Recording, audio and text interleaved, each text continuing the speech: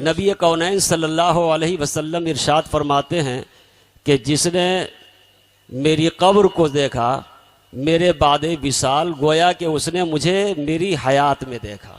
सुभान अल्लाह, सुभान अल्लाह, फ़कान नमा ज़ारनी फ़ी हयाती, सुभान ऐसा है जैसे उसने मुझे मेरी ज़ाहिरी ज़िंदगी में देखा। और ज़ाहिरी ज़िंदगी के बारे में ख़ुद नबी पाक इरशाद फरमाते हैं, मन रआनी फ़क़द रअल हक़, जिसने मुझे देखा उसने हक़ का जलवा देखा।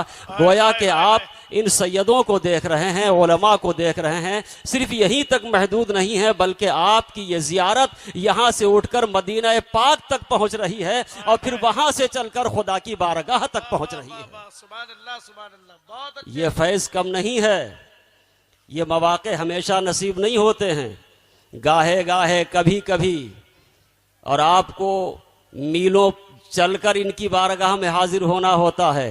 लेकिन आज ये खुद तशरीफ लाए हैं, इनकी करम नवाजियों से फ़ायदा उठा लीजिए, माशाअल्लाह, इनकी दुआएं हासिल कीजिए। कसम है वहदहू ला शरीक की कि जिनके हक में इनकी दुआएं कबूल हो गईं, और हमें तो यकीन है कि हमारी ज़ुबान टल सकती है, तुम्हारी ज़ुबान टल सकती है, मगर रसूल खुदा की आल की ज़ुबान नहीं टल सकती है। ये दुआ कर देंगे इंशाअल्लाह बेड़ा पार हो जाएगा। जिंदाबाद, नारे तकबीर, नारे रिसालत, खानदाने मुस्तफ़ा, औलादे मखदूम अशरफ। सुभान अल्लाह। इस स्टेज पर न जाने कितने उलमा, कितने हुफ़ाज़, कितने शोरा और औलाद रसूल तशरीफ़ फरमा है। अशरफी कमेटी ने ये जलसा नहीं सजाया है, बल्कि इल्म व फज़ल की कहकशां सजा दी है। अरे वाह वाह वाह वाह, सुभान अल्लाह, सुभान अल्लाह। आप फैज़ हासिल कीजिए, इनकी ज़ियारत कीजिए। हज़रत शाह अब्दुल लतीफ़ अलैहि रहमतो व रिदवान की बारगाह से खाली दामन कोई नहीं जाता है। और आज यहाँ फैज़ का संगम है, अशरफी फैज़ान भी है, रज़वी फैज़ान भी है, लतीफ़ी फैज़ान भी है। जो भी आएगा वो अपने दामनों को गौहर मुराद से भरकर ही वापस जाएगा। सुभान अल्लाह, सुभान अल्लाह। आए हैं इत्मीनान से बैठें, सुकून से बैठें। और हमारे एशिया और यूरोप में अपनी तकरीरों की धूम मचाने वाले मुकर्रिर हज़रत अल्लामा अबुल हक्कानी साहब की तकरीर सुनकर आप जाएं। देखिए तकरीर से आपको कुछ फैज़ हासिल होगा, और वही रमक, वही तपिश, वही हरारत जो उनकी तकरीर से आपके रगो जाम में पैदा होगी, इंशाअल्लाह वो आपकी ज़िंदगी में इनकलाब पैदा करने के लिए काफ़ी होगी। और आज के दौर में, और आज ही नहीं, हमारी माजी में भी और मुस्तकबिल में भी, हर दौर में हमें रूहानी ज़िंदगी की ज़रूरत है, रूहानी इनकलाब की ज़रूरत है। हमारा जिस्म, हमारी ये हड्डियाँ, हमारा ये गोश्त, हमारा ये पोस्त, ये फ़ानी है, इसकी हमें ज़रूरत नहीं है। हमें तो ज़रूरत रूहानियत की है, हमें तो ज़रूरत करम नवाजियों की है, हमें तो ज़रूरत इनके फ़ुयूज़ो बरक़ात की है जो हमारे दिल में ज़िंदगी पैदा कर दें। और याद रखना, जब दिल में ज़िंदगी पैदा हो जाती है तो फिर इस ज़ाहिरी जिस्म की कोई हकीकत नहीं रहती है। जिसका दिल जिंदा हो जाता है फिर वो कब्र में जाने के बाद भी जिंदा रहता है, और कब्र में हज़ारों मन मिट्टी के नीचे उसका जिस्म सड़ भी जाए तो अल्लाह उसे जिंदा फिर भी रखता है। जिंदाबाद, जिंदाबाद। वो कभी फना नहीं होता है।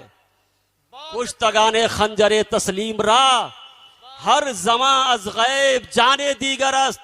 जो खंजरे तस्लीम के मुर्दा होते हैं, जिनका जिस्म खंजर तस्लीम का कुश्ता होता है, जिनकी जान तस्लीम और रजा की खातिर निकल जाती है, फिर अल्लाह की बारगाह से उन्हें मुर्दा नहीं करार दिया जाता है, बल्कि वला तक़ूलू लिमन युक़तलु फ़ी सबीलिल्लाहि अमवात। कुरान उनकी जिंदगी का ऐलान करता है। जिसे तुम मुर्दा देख रहे हो, जिसके तुम हाथ कटे देख रहे हो, जिसके तुम पैर टूटे देख रहे हो, जिसका जिस्म उसकी गर्दन से जुदा देख रहे हो, जिसकी आंखें बंद देख रहे हो, जिसकी नब्ज रुकी हुई देख रहे हो, जिसका सर, जिसका धड़ अलहदा अलहदा देख रहे हो, ऐ दुनिया वालों तुम इसे मुर्दा गुमान न करना, इसका दिल जिंदा है। और जिसका दिल जिंदा होता है, जो कुछ तय राहे खुदा होता है, वो मुर्दा नहीं होता बल्कि वो जिंदा होता है। जिंदाबाद।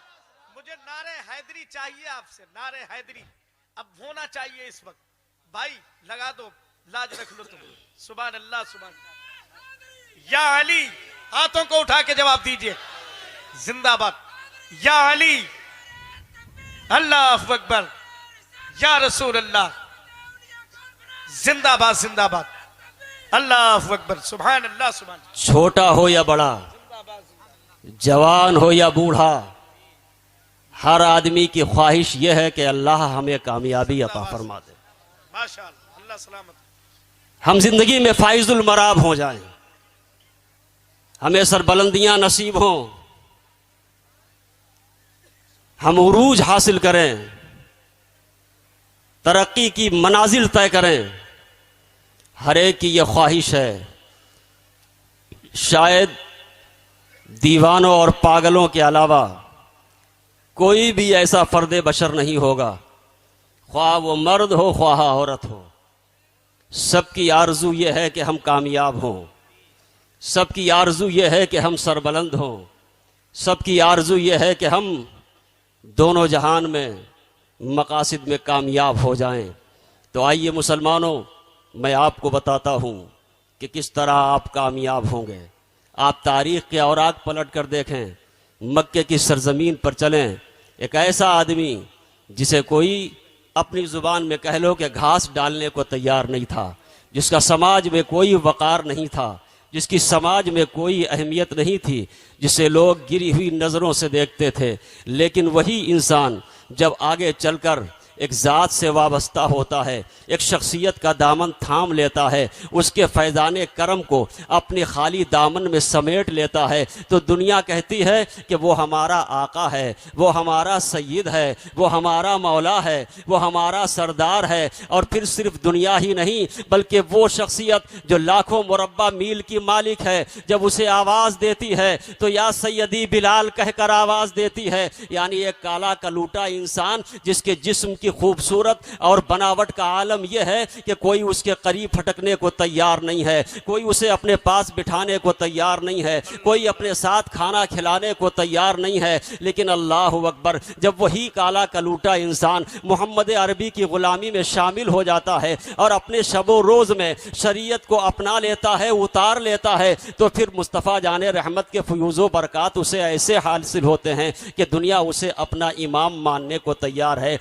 काले और गोरे का फर्क, काले और गोरे का फर्क सारी दुनिया में जाना जाता था, छोटे और बड़े का फर्क सारी दुनिया में माना जाता था, अमीर और गरीब का फ़र्क सारी दुनिया में जाना जाता था, और खुसूसियत के साथ अरब की सरजमीन पे तो और ही ज़्यादा जाना जाता था।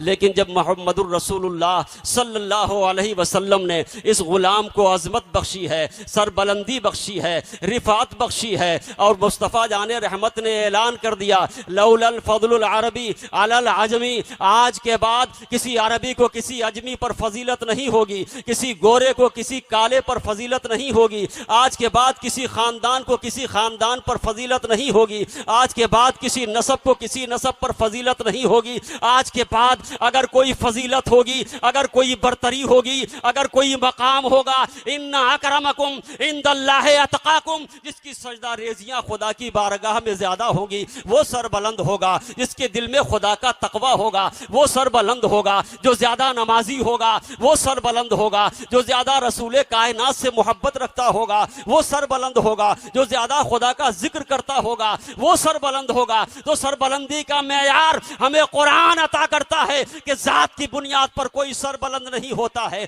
अपने नस्ब की बुनियाद पर कोई सरबुलंद नहीं होता है, अपने हसब की बुनियाद पर कोई सरबुलंद नहीं होता है, अपनी दौलत की बुनियाद पर कोई सरबुलंद नहीं होता है। अगर सरबुलंद होना है तो शरीयत की बुनियाद पर होगा, अगर सरबुलंद होना है तो तुम्हें शरीयत को अपनाना होगा, मुस्तफा जाने रहमत के दीन को अपनाना होगा। इरशाद फरमाया खुदा ने वला तहिनु वला तहजनु व अंतुमुल अलौना इन कुंतुम मोमिनीन। जिंदाबाद जिंदाबाद। वला तहिनु, कामयाबी ढूंढने वालों, तरक्की तलाश करने वालों, अजमतों के लिए अपनी जूतियों को घिसाने वालों, दर दर गली गली कूचा कूचा मंत्रियों की नेताओं की चमचागिरी करने वालों, अजमत वहां नहीं मिलेगी, अजमत अल्लाह वालों की चौखट से मिलेगी। अल्लाह और अल्लाह के रसूल की शरीयत पे अमल करने से मिलेगी। वांतुमुल आलऊन, तुम सरबुलंद रहोगे, तुम कामयाब रहोगे, तुम तरक्की पाओगे, तुम उरूज हासिल करोगे, मगर कब? इन कुंतुम मोमिनीन। अंतुमुल आलऊन से पहले इन कुंतुम मोमिनीन, अगर तुम मोमिन रहोगे। मोमिन का मतलब जानते हो? किसी की जायदाद हड़प कर लोगे तब कामयाब रहोगे, किसी का खेत मार लोगे तब कामयाब रहोगे, किसी की इज्जत का सौदा कर लोगे तब कामयाब रहोगे, किसी का मकान छीन लोगे तब कामयाब रहोगे, किसी का गला घोंट कर उसकी जायदाद को हथिया लोगे तब कामयाब रहोगे।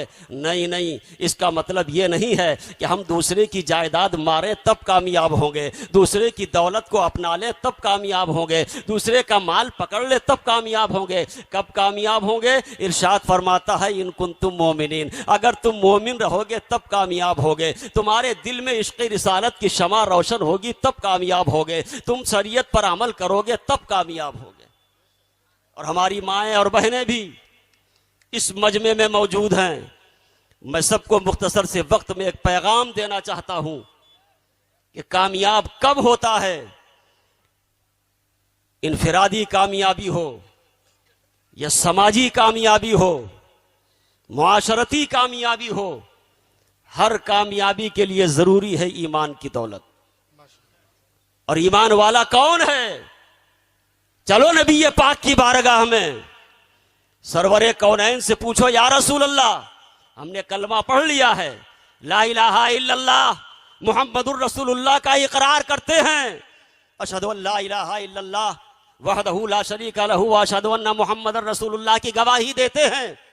या रसूल अल्लाह, ये बताइए कि हम सच्चे मोमिन हैं? आका की हदीस पाक कहती है नहीं नहीं, अभी तुम सच्चे मोमिन नहीं हुए हो। कलमा तुमने जरूर पढ़ा है, नमाज तुमने जरूर पढ़ी है, तुमने शहादत जरूर दी है, मगर अभी सच्चे मोमिन नहीं हो। तो या रसूलुल्लाह कब सच्चे मोमिन होंगे? हदीस कहती है मन सलिमल मुस्लिमूना मिन लिसानिही व यदी, सच्चा मुसलमान वो है, सच्चा मोमिन वो है कि जिसके हाथ से मुसलमान महफूज रहे, जिसकी जुबान से मुसलमान महफूज रहे। बहुत अच्छा पैगाम है माशाअल्लाह। जो दूसरे मुसलमानों को ईज़ा ना देता हो, मुसलमानों को तकलीफ ना देता हो, पड़ोसियों का ख्याल रखता हो, रिश्तेदारों का हक अदा करता हो, दूसरों के हुकूक की पासदारी करता हो, आका फरमाते हैं वो है सच्चा मोमिन। तो सच्चा मोमिन जब बनेगा तब कामयाबी होगी। अब आदमी कोशिश तो करता है अपने तौर पर कि हम सच्चे मोमिन बन जाएं, मगर बन नहीं पाता है। अक्सर औकात कोशिश भी बेकार चली जाती है।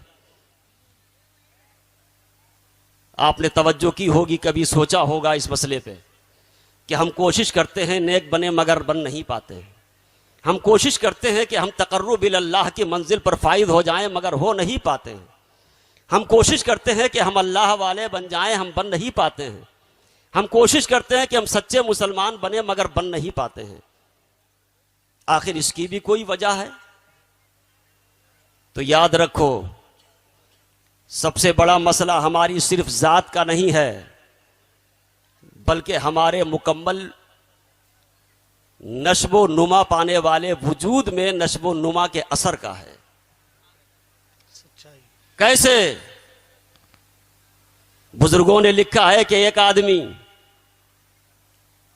नेक है, नमाजी है, परहेजगार है, बैठा हुआ है।